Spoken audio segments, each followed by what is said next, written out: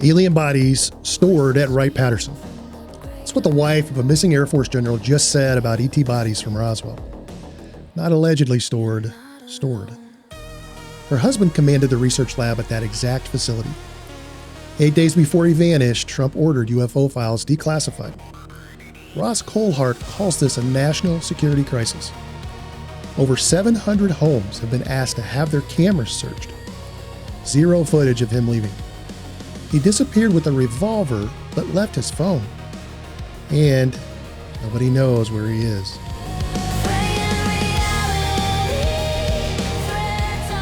This story sits in an intersection that makes everyone uncomfortable. Because if you follow the official narrative, this is a tragic missing persons case involving a 68-year-old man with undisclosed medical issues who went for a hike and hasn't come back. But if you follow the evidence, the credentials, the timing, the connections, and the symbolism embedded in this case, you start to wonder if you're watching something unfold that was set in motion a long time ago. So let's walk through what we actually know. Because this case isn't just strange, it's operating on a level that makes coincidence feel impossible. I'm going to cover a lot of information in the show, and I will link it all in the description. Major General William Neil McCasland is not some minor figure in military history. This is a man with degrees from the Air Force Academy, MIT, and Harvard's Kennedy School. He was an astronautical engineer who held some of the most sensitive positions in the U.S. military space and technology programs. He served as chief engineer for the Department of Defense GPS program. He was the system program director for the Space-Based Laser Project. He directed special programs at the Pentagon, and then he became commander of the Air Force Research Laboratory at Wright Patterson Air Force Base in Ohio. Now, if you know anything about UFO lore, Wright Patterson is the Holy Grail. This is the base where, according to decades of testimony from military insiders and researchers, the debris from the 1947 Roswell crash was taken and stored. The Air Force has denied this for 70 years, of course. But Wright Patterson also housed Project Blue Book, the military program that officially investigated over 12,000 UFO sightings between 1952 and 1969. So this base has always been ground zero for the question of what the government actually knows about non-human intelligence. McCasslin commanded the lab there. He oversaw advanced aerospace research, sensor technology, space weapons programs. He had access to classified projects that we still don't have names for. And then, in 2013, he retired. But here's what almost nobody is talking about. His wife, Susan McCasslin Wilkerson, isn't just a spouse watching from the sidelines. She is a PhD astrophysicist from the University of Arizona.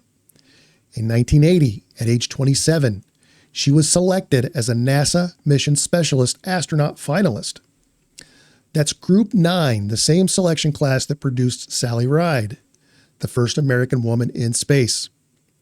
Susan made it to the semifinal round. She didn't make the final cut, but she was in the room where NASA picks astronauts. She went to the Air Force instead.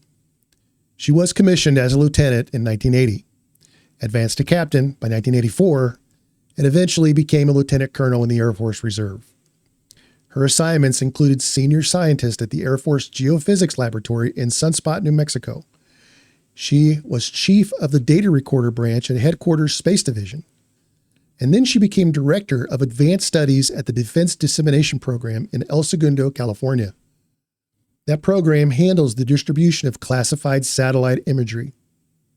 She had her own clearances, her own institutional network, her own understanding of how compartmentalized programs work. So, let me be clear about what we're looking at here. This is not a retired general and his worried wife. This is two people with overlapping careers in aerospace, defense, and intelligence. Two people who both understand classified space programs. Two people who both had access to information that most of the public will never see. And when you understand that, everything about this case starts to look a lot different. Because 6 years before her husband vanished, Susan McCasslin Wilkerson wrote and recorded a song, It's called Indigo Blues. And when you hear the lyrics, knowing what you now know about who she is, it stops feeling like art and starts feeling like something else. Quote, "No word he gave before he left one night, like an owl so silent in his flight. In my world so dark, I long for life. He's given me those deep, deep indigo blues. I'm deep in the dark and don't know what to do. And I swallowed him and left him blue. He was my man, oh yes, he was my boy. He's given me those deep, deep indigo blues. The moon, that fickle orb, has left me too. All the universe is now so untrue. No man, no light to guide. He's given me those deep, deep indigo blues. Yes, the midnight swallowed him and left no clue." That song was posted to YouTube on December 19, 2020, over 5 years before General McCasslin walked out of his house and disappeared without a trace. People are just now finding that video. They're leaving comments asking how this is possible, because the lyrics aren't vague. They're not metaphorical in the way song lyrics usually are. They're specific.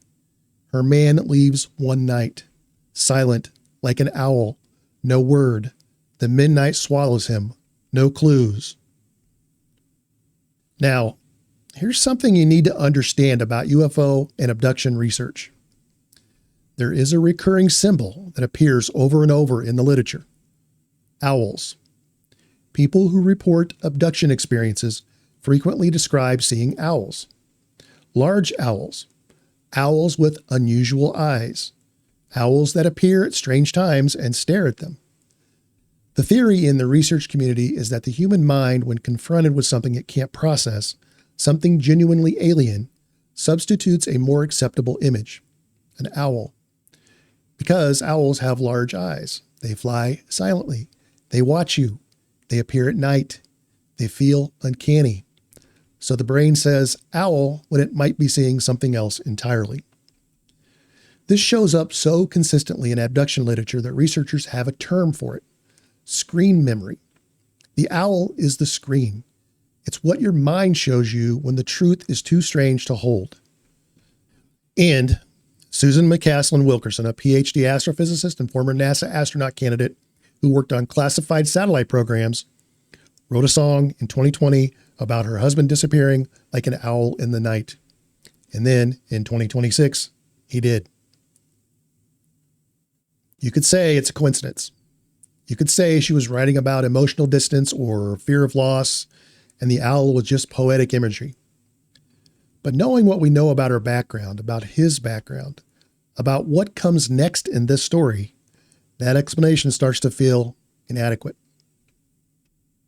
After McCasslin retired in 2013, something unusual happened. He and Susan both became involved with Blink-182 frontman Tom DeLonge's UFO disclosure efforts. Now, DeLonge is a polarizing figure. Some people think he's being used. Others think he's one of the few public figures with real access to insider knowledge. What we know for certain is that DeLonge was in contact with very high-level people, including John Podesta, who was Hillary Clinton's campaign chairman and a longtime advocate for UFO disclosure. In 2016, Podesta's emails were hacked by Russian intelligence and released through WikiLeaks. And in those emails, DeLonge repeatedly references General McCasslin. He describes him as someone who is very, very aware of the materials being investigated.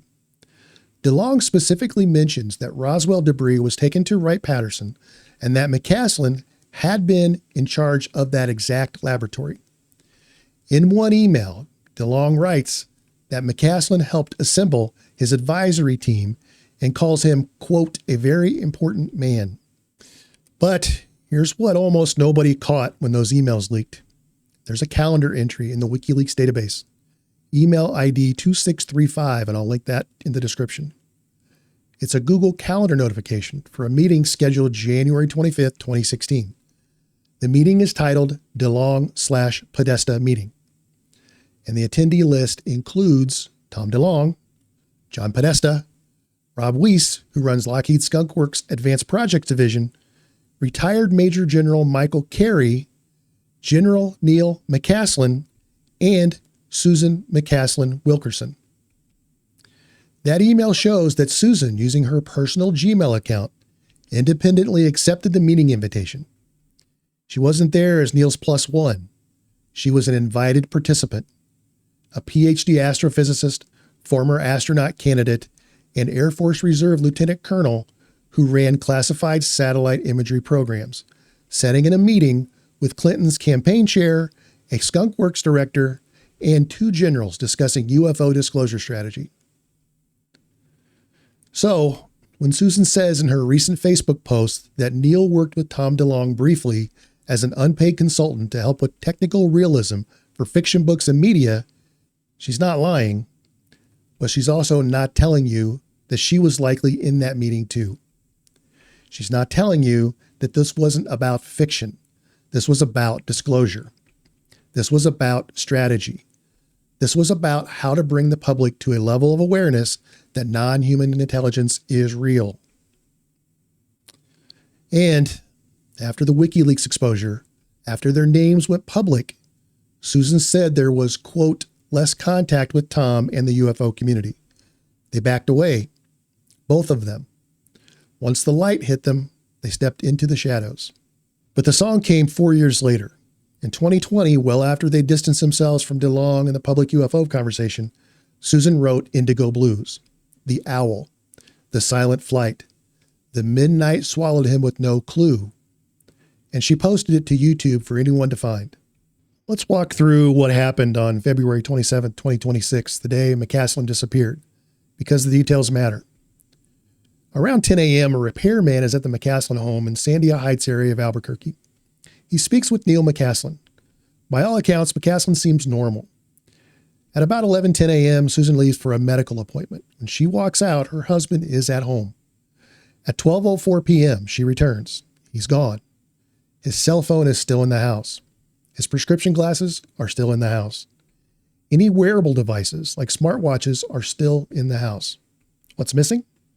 His hiking boots, his wallet, and a .38 caliber revolver in a leather holster. Susan later tells investigators she couldn't identify what shoes he was wearing when he left. Susan searches. She calls family and friends. At around 3:07 p.m., she formally reports him missing to the Bernalillo County Sheriff's Office. A silver alert is issued the next day. However, there is some debate about whether the alert was actually issued. The initial alert mentions medical conditions, and that's where the online speculation starts. People immediately began saying he has dementia or Alzheimer's. Susan pushes back hard. She goes on Facebook and says, quote, Neil is at some risk, but not from dementia. He was not confused or disoriented. So he has some kind of medical issue serious enough to justify a silver alert, but it's not cognitive decline. She won't say what it is. That ambiguity creates space for every theory imaginable. On March 7th, about a week after he vanished, searchers find a gray U.S. Air Force sweatshirt about 1.25 miles east of his house in the rugged Sandia foothills. No blood on it. It is being analyzed currently. The family hasn't confirmed if it belongs to him, but the location suggests he made it at least that far on foot. And here's the part that should bother everyone. Despite a massive canvass of over 700 homes in the area, despite requests for every doorbell camera, every security feed, every Ring video in the neighborhood, there is still no confirmed footage of McCasslin leaving his house. Not one camera caught him walking away. In 2026, in a modern suburban neighborhood, a man walks out and disappears without a single visual record, silent, like an owl. No clue. Susan's Facebook post is doing a lot of work, and it's worth reading carefully. She starts by addressing the dementia rumors. She confirms he's at some medical risk, but denies it's cognitive. Then she moves to the UFO angle.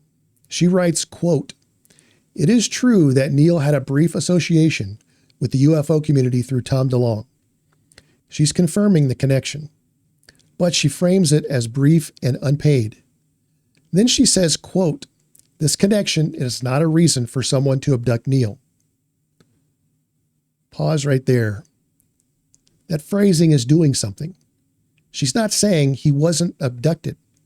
She's saying the UFO connection is not a reason he would be abducted. It's a subtle but important distinction. Then comes the line that's getting all the attention. She writes, quote, "Neil does not have any special knowledge about the ET bodies and debris from the Roswell crash stored at Wright Patterson." Listen to that again. Neil does not have any special knowledge about the ET bodies and debris from the Roswell crash stored at Wright Patterson. Not allegedly stored, not rumored, not claimed by conspiracy theorists, stored. She's stating it as fact. She's confirming that, yes, there are extraterrestrial bodies and Roswell debris at Wright Patterson Air Force Base. Her argument is just that her husband doesn't know about them. Now, think about who's saying this. This is not a random spouse guessing about government secrets. This is a PhD astrophysicist who was a NASA astronaut finalist, who served as a lieutenant colonel in the Air Force Reserve, who ran a defense dissemination program handling classified satellite imagery, and who sat in a 2016 meeting with John Podesta and Skunk Works leadership discussing UFO disclosure. She knows how classification works. She knows how compartmentalization works. She knows what she's saying, so when she confirms Roswell debris is stored at Wright Patterson while denying her husband has access, she's not debunking.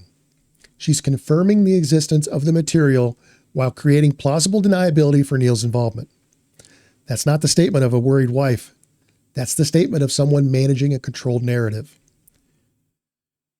She ends the post with what can only be perceived as dark humor.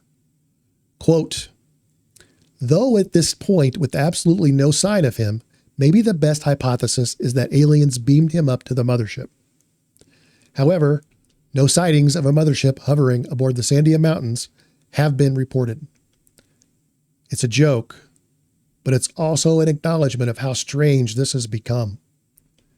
And coming from someone who wrote a song in 2020 about him vanishing like an owl, the humor feels less like deflection and more like exhaustion or resignation or something else I don't have a word for. And then there's this.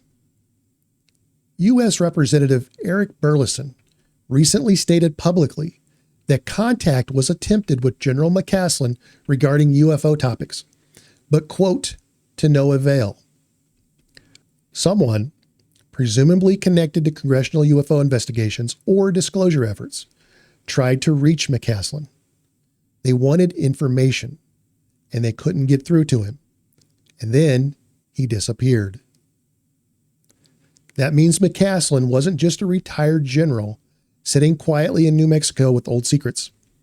He was someone people were actively trying to contact in 2026. Someone who had information they needed. And whatever that information was, they didn't get it before he vanished. Now let's talk about timing. On February 18, 2026, just 8 days before McCasslin disappeared, President Trump announced on Truth Social that he would be directing the Secretary of Defense and other federal agencies to begin identifying and releasing all government files related to alien and extraterrestrial life, UAPs and UFOs. This wasn't a campaign promise. This was an active executive directive. Defense Secretary Pete Hegseth confirmed it publicly, saying the Pentagon was working on it and would be in full compliance. Trump's announcement came after former President Barack Obama went on a podcast and said aliens are real, though he later walked it back to mean statistically probable, not confirmed contact. But the timing is what matters. Trump signals declassification. Congressional representatives are trying to contact McCasslin about UFO information, and 8 days later, he vanishes. Ross Coulthart, one of the most credible investigative journalists covering UFOs, called his timing, quote, screamingly relevant. He described McCasslin's disappearance as a, quote, grave national security crisis, and said McCasslin is a man with, quote, some of the most sensitive secrets of the United States in his head. Coulthart pointed out that McCasslin was known to be physically and mentally fit, a regular runner and hiker, and that the idea of him just wandering off without his phone doesn't make any sense. He stopped short of saying McCasslin was taken, but he called the possibility terrifying and distressing. So let's lay out what we're actually looking at. Theory 1, tragic accident or medical emergency. He went for a hike, had a medical event, and is somewhere in the foothills incapacitated or deceased. The revolver was for wildlife. The lack of camera footage is bad luck. The medical issue explains the urgency. The song was just a song. The UFO background is just noise. The Burleson contact attempt was unrelated. The timing with Trump disclosure order was just coincidence. Theory 2, voluntary disappearance. He chose to leave.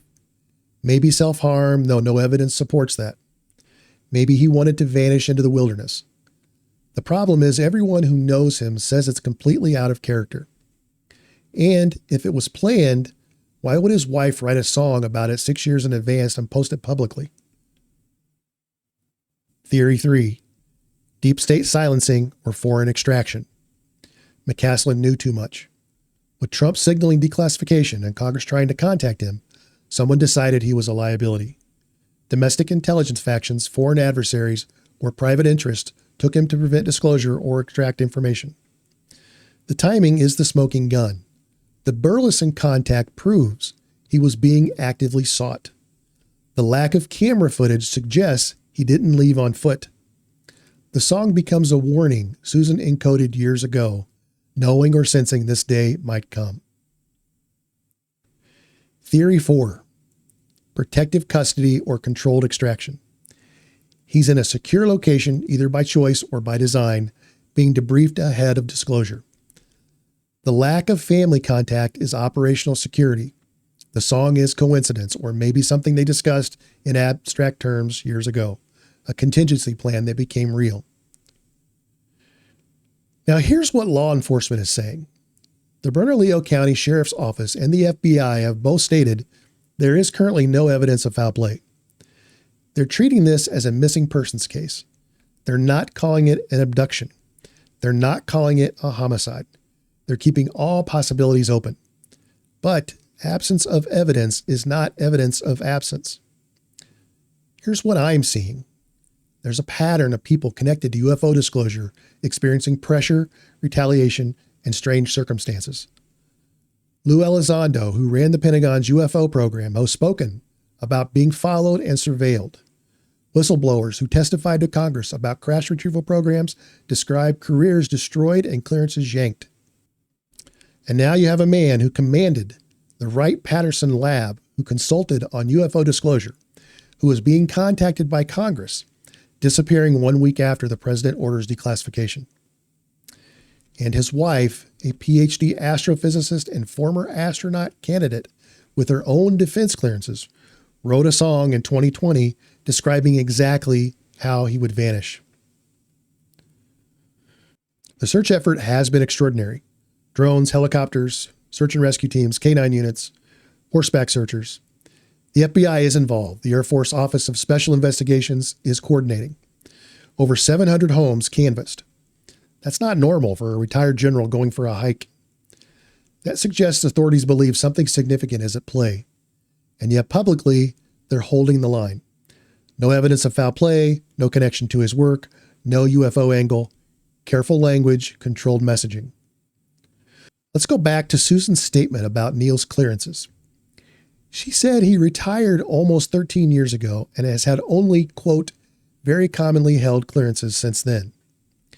She adds it seems quite unlikely that he was taken to extract very dated secrets. But here's the question.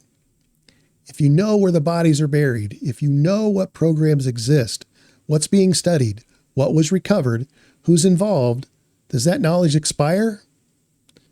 Or does it become more valuable right now as the government prepares to release files and needs to know what's about to be confirmed?